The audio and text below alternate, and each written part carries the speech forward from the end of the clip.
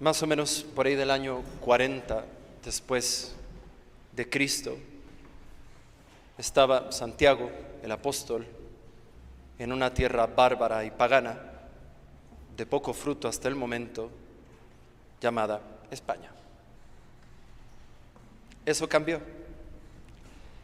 Y estaba ahí el buen apóstol Santiago a las orillas de un río que se llama Ebro.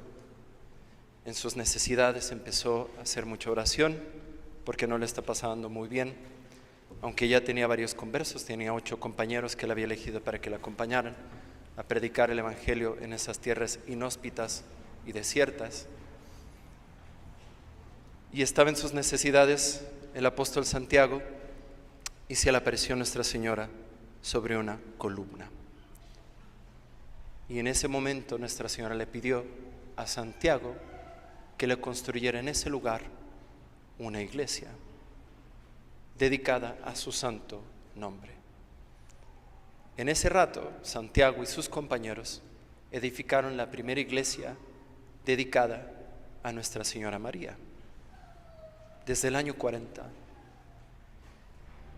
Y hay muchas personas que dudan de la historia, pero la tradición viva del pueblo español es una.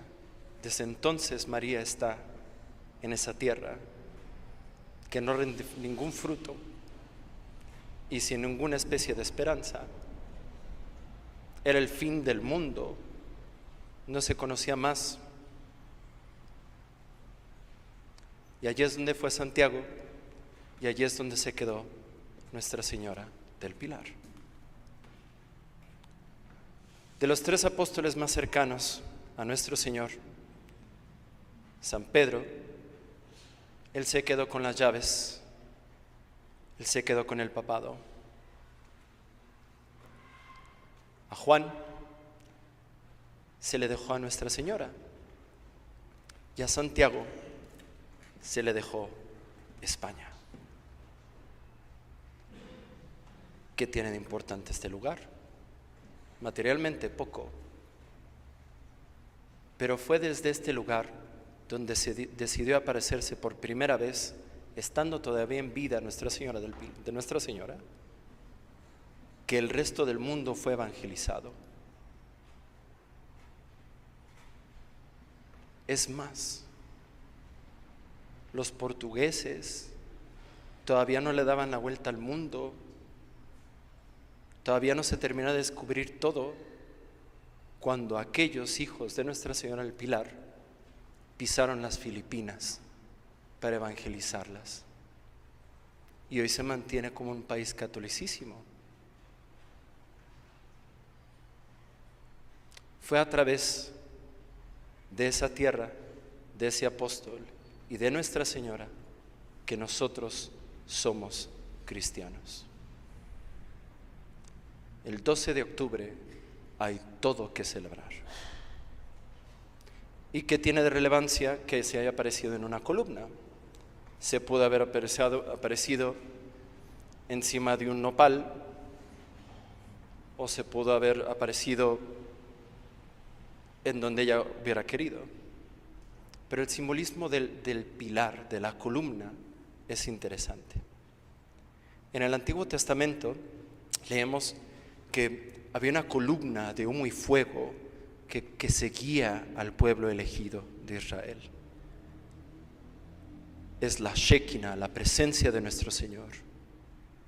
Y es en una columna que también implica la presencia de Cristo mismo, en donde se posa nuestra Madre para predicarle a esos bárbaros la palabra de su Hijo.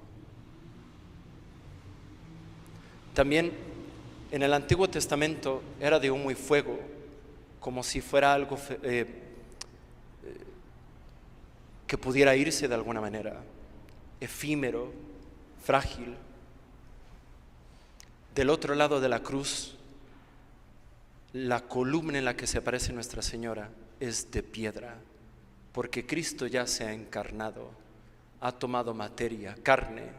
No solamente se ha encarnado, sino que ha dejado esa encarnación puesta en las manos de la piedra que es la iglesia. Y es encima de esa presencia, encima de esa encarnación y encima de esa fe, es encima de esa columna que se aparece Nuestra Señora. Y es encima de esa columna, iglesia, fe, encarnación, que nosotros recibimos la verdad de Cristo. 12 de octubre, todo que celebrar. Que Dios los bendiga y Nuestra Señora los guarde, Dios de la vida eterna. En nombre del Padre, del Hijo y del Espíritu Santo.